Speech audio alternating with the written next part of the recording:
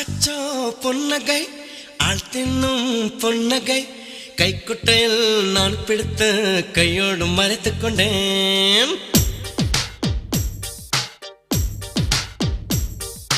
அச்சச்சோ பொன்னகை ஆழ்த்தின்னும் பொன்னகை கைக்குட்டையில் நான் பிடித்து கையோடு மறைத்துக் கொண்டேன்.